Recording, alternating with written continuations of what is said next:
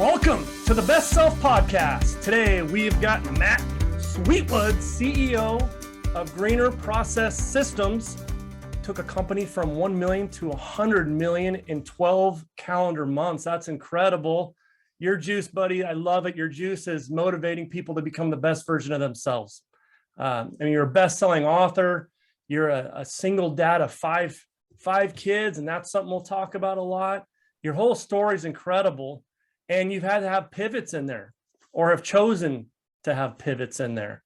So, man, we are in for a juicy conversation. I'm so excited. Thanks for being here. I am thrilled to be here and provide the juice. All right. I do want to talk about your raising your kiddos. Ranging from 18 months to 8 years, I believe, when that first happened, and 5 kids trying to raise build a business and also trying to build a lifestyle at the same time. So many tough nuggets there. What did you learn? How did you reinvent yourself? Because that's a completely different dynamic. How did you reinvent yourself to become the best dad you can be while also being the best leader in your business you could be? Well, I think that it's a matter of just sheer desperation, right? You have sort of that moment where you start whining at first, because in my case, the mother of the kids walked out, and then I just whined for a while, Sure. Complained, felt sorry for myself. And then, you have sort of that moment where these little kids are looking up at you and they're like, Dad, what are we going to do? Right. And you look at them, you love them, and you don't want them to end up walking into a parade and shooting people someday. Right. So you better actually figure out how to raise them in a way that they're going to be productive and well-adjusted human beings, which I can actually say they are. They all went to top colleges. They're all out. They're off the payroll. For the parents out there that understand exactly what I mean, right. Once your kids get into their 20s, to have them off the payroll in today's world is a major accomplishment. Right. And I just think God doesn't give you more than you can handle, cliche, meme. But that's really what it came down to, is just sheer desperation on my part, just sort of finding my way. And I will tell you that the things that it took me to end up running a proper household as a single dad back in a time when dads didn't, you never heard of this kind of thing. Right. And running a business which faced challenges, they have a lot of the same skill set. In fact, I've written articles that say the same. One time it was a well-featured article on LinkedIn someplace on one of their platforms, where I just talked about what's the difference between great leadership and great parenting. The end result is very little. You actually kind of learn your way through both, and you learn to lead by example, and you learn to view your employees like family, and sometimes you would view your family like they're working for you, and you be organized, and you do all of those things. So I think it's just one of those, the situation you find yourself in your life elevates you if you want it badly enough. Yeah, man, that's a great answer.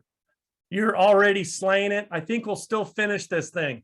I kind of had a plan B in case I didn't like you after your intro. You still like me? Nobody I might have been stretching it a little bit. I knew I'd find somebody that would like me eventually.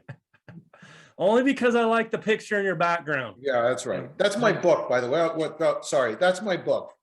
Oh, okay, that's Leader of the Pack. That's the book I wrote about how I raised 5 kids on my own and ran a successful business. Leader of the Pack, Amazon. Go check it out. Oh, it's incredible. In fact, I was reading through reviews on it, and someone described it as uncomfortably brilliant. Yeah. And I thought, that is freaking awesome. Why? Can you go into why would someone describe that as uncomfortably brilliant? Because the way I wrote the book, I'm originally a Jersey guy, and Jersey people just kind of say what they mean and mean what they say. So the book is a very visceral walk through the agony that I faced and the difficult circumstances I faced, and a massive mea culpa of all of the idiotic and stupid things that I did. And so I guess what they mean by uncomfortable is, I've had people say to me, I got to chapter whatever in your book and I felt like slapping you.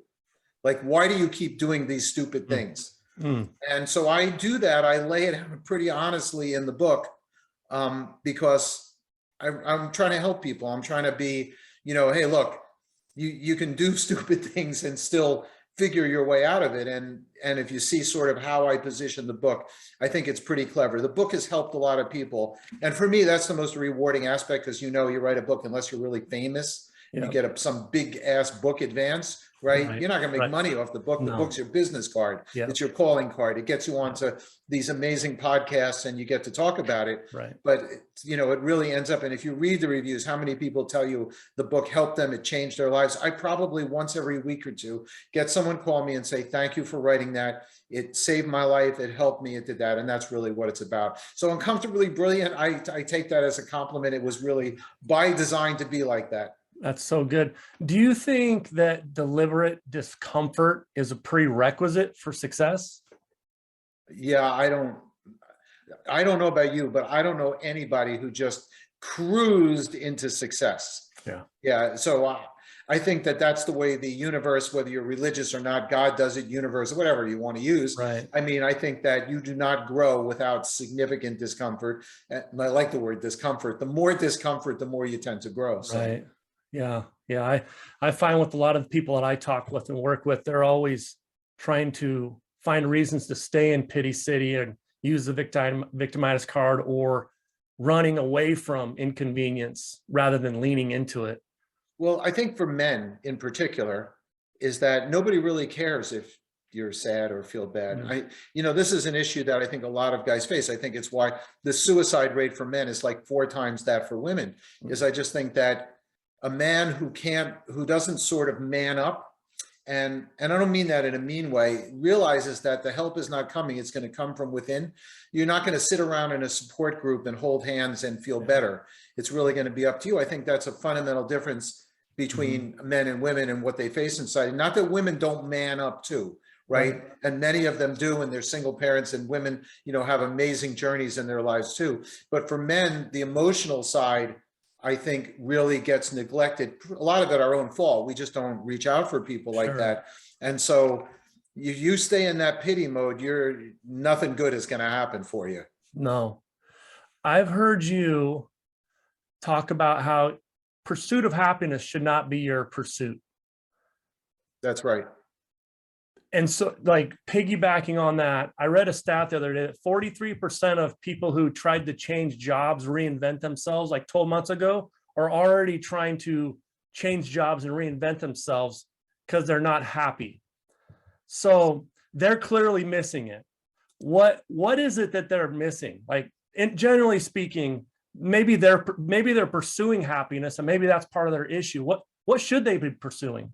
They should be pursuing maximizing the moment, because you really have no idea you don't even know what the weather is going to be tomorrow. So when you sort of play this game of where you're always trying to get to the happy endings, they do come along the way. I'm not saying there's never a happy ending along the way, but I think the primary way to live a happy life is to really stay in the moment. You will always have pressures tomorrow. There will be more problems tomorrow. There will be death at some point in the future for people that to get as ugly as we can about it.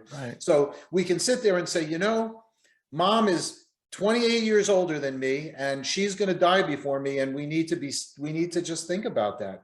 Well, nobody thinks like that, right? You don't really think like that. You think that I'm going to enjoy my mom now, and I'm going to enjoy time with her. I'm going to, whatever the case is. And I think that focus in life is an extremely hard but worthwhile discipline when you stay in the moment. Like, where I'd rather be right now? Nowhere. I would rather be right here talking to you and sharing this, and I'm really enjoying this moment. It's like, you're a good guy. I really like you. I can tell already. If you weren't living so friggin' far away from the entire human race out there in Idaho, we'd hang together. But the point I'm making is to try that discipline of living in the moment and living. It doesn't mean you don't plan for the future and you spend all your money today. That's not what I'm saying. But it's sort of a mindset where today you feel good. Today the weather is good. Today you're going to do something really good. Like when I'm done here today, I'm going to go work out, which means that my body is going to feel better after I do it. I'm going to reduce my stress level. I know what I'm having for dinner. I'm going to have a good. So if I just sort of keep my mind a lot in that, you tend to live a much happier, a much more balanced existence. Yeah, man. I couldn't agree more. All except for the part that I'd want to hang out with you. Yeah, I know. Nobody wants to hang out with me. I was just hoping. It was a little bit of a beg. Yeah, I mean, we've still got about 5-10 minutes. You've got a chance. Right. Uh, Not going to go well. no. Yeah. You said you were just in, at the time of this recording, you were in Rome fairly recently, and you were recording from the Colosseum. Pretty incredible. Yeah. And you had talked about how CEOs are today's gladiators. I Mhm. loved that. I loved that. How can CEOs take what you've learned being a father, single dad of 5, starting at 18 months old?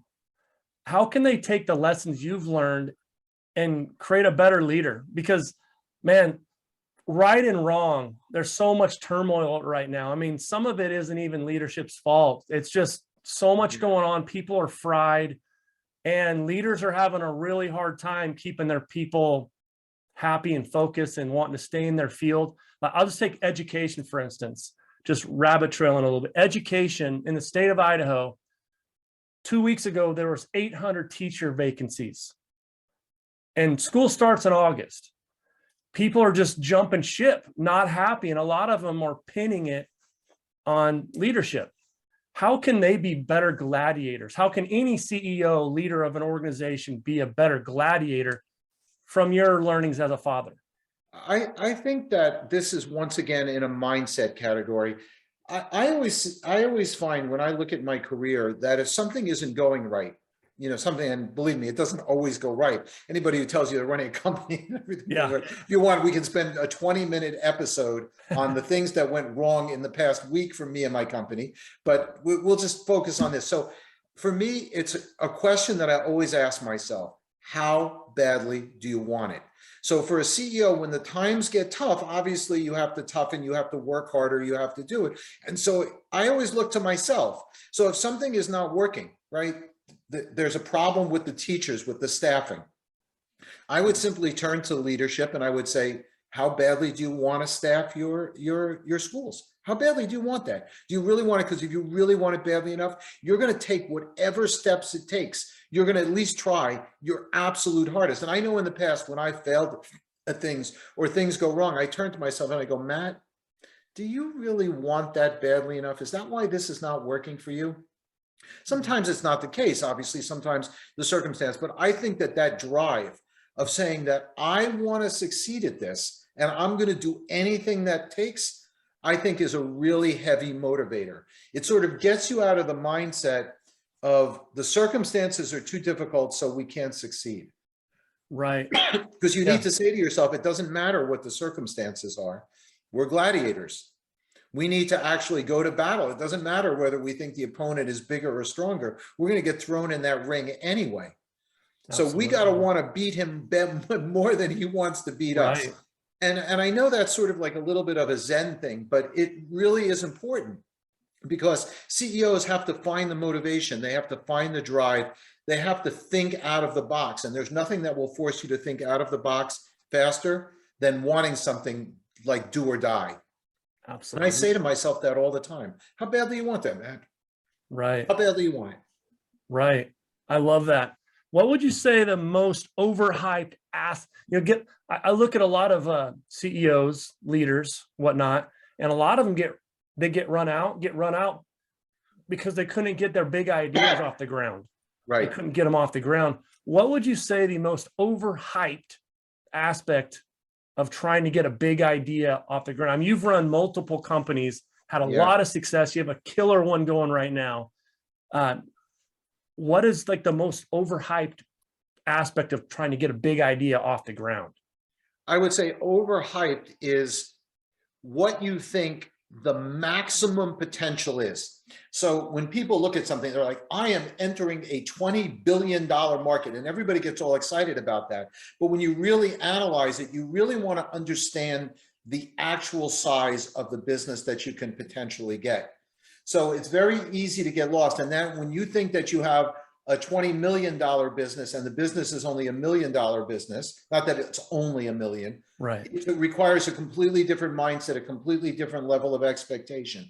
So overhyping the size of the business gets people into trouble. They spend too much building it. They overthink it too much. So really understanding that, I think, is extremely crucial in any business. And even if it's an existing business and you're looking to expand vertically or horizontally, you're looking to a new market, is to really understand that and not overhype it to yourself, overhype it to your staff, overhype every aspect of it, to really understand that. To me, that really determines how you go with things. It also reflects back on your existing business, because you're sitting there and you have this, I don't know, make up a number, you have a $10 million business, and you sit there and you go, if we expand into this market, we're going to have a 50 million, but you really only can get 500,000 of that business. And you don't want to sacrifice your $10 million business to get 500,000. So I think really looking at that market size and not overhyping the potential, I think, is really, really important for every CEO as they approach their business. That's really good, man. Would you say that people, there's the people that believe that you have your strengths, you should just hammer those strengths, kind of find other people to do your stuff that you're weaker at? Or are you a person that believes that you should hammer your weaknesses just as much as you're hammering your strengths as a leader, as a person that's into growth? I really appreciate sort of the thought process behind that question. I think the answer is both. I think you can't answer this in the most general sense. So I guess the way I would answer it is you always hammer your strengths. That's clear, right? You don't go away from your strength. Anybody who gives you that advice is giving you the wrong advice. Right. But you have to look at your weaknesses and determine whether hammering your weakness is going to turn the hammer on you, or whether it will actually improve the circumstance. A good example of that is if you have a weakness in hiring people or running HR, right? If you screw up there, you can really cost your company a lot of money. You can really mess up. You can get yourself in legal trouble. You can do all sorts of things. So maybe there's an area where you bring in a specialist and you kind of let them do it. But there's other areas, like maybe in sales, maybe you've never been strong from the CEO position in sales. So there I would say, maybe you might want to try to work a little harder at that and really try to get more involved and improve yourself. So I think it really depends on what the weakness is and what the risk reward for hammering the weakness. I think that's really the safest way or the best way to answer that. That is great. We're pretty close to done here. I'm pretty close to kicking you to the curb, Sweetwood. I bounce. Yes. I bounce back. I wanted to kind of come full circle here and get back to a little bit, kind of the nuggets in your book, kind of that end of the story. We've got kind of a wide ranging audience on here. And if you're speaking to a parent right now and they have a kiddo that's, say, coming into secondary, like, junior high schoolish. I mean, you were sitting there, you had 5 kids, basically seven-ish years apart type deal. So that is a lot of different levels of chaos. Yep. It sure was. What advice? I had hair, by the way. That's I had hair. Yeah. You just don't have gray hair. You lost your hair. That's right. Yeah. It takes the focus off the rest of your face. It's exactly all right. Right. It's a very good thing. I agree. What kind of advice would you give them? Because if they haven't encountered it, and I don't know how you could possibly know unless you've had experience with kids or like a teacher or a coach in advance. You don't totally know what you have coming. You think you do, but the kids go through so many different changes. What advice would you give to a parent, a single parent that's getting ready to go through those stages? They have multiple kids. What advice would you give them? Something that it took me a while to learn is to don't be too reactionary. So one of my favorite expressions, what I would use, actually, I would even use it on my own kids eventually at the end. I would say, even though that happened, you can still go to Harvard. Okay. So I try and when I coach people, I've coached other single parents and things like that. Typically CEOs that are single parents have been sort of in my sweet spot of coaching. And I always say to them, don't sweat it. Just let it go. Okay, I understand that didn't go like you like, or it was difficult or whatever. You're going to get through this. It'll pass, and they can still go to Harvard. And so I think that really is the viewpoint, this sort of long view, that you don't get caught up. The kid gets kicked off the soccer team, okay? Whatever, or gets dropped. dropped from the soccer team. Okay. Right. That kind of thing. Okay. Whatever, or they talk back to the teacher, or they're struggling with a subject, or whatever. They have the wrong girlfriend or boyfriend, or whatever. I'm not saying you don't intervene, but you try not to be overreactionary to it. To me, that's really the best way to parent and will provide you with the best experience. Awesome. And I think that that's a really important point. A lot of parents get really wound up with the little stuff that goes on. How do I know this? Because I screwed up so many times with my kids, right? They screwed up plenty of times. And my kids went to Columbia, and they went to the Elliott School of International Affairs, and Northwestern, and when they graduated, and they're off the payroll, as we said. So all of this happened despite all of the chaos, as you put it, and catastrophe. Yes. I love it. And I love, you already mentioned it earlier, that this all translates across the board, whether we talk about leading an organization or leading a household. Yeah. All these things, you talk about not being reactionary. Man, one of the quickest ways to lose the people on your team is to be an impulsive, knee-jerk, reactionary type person. No one wants to work for that person.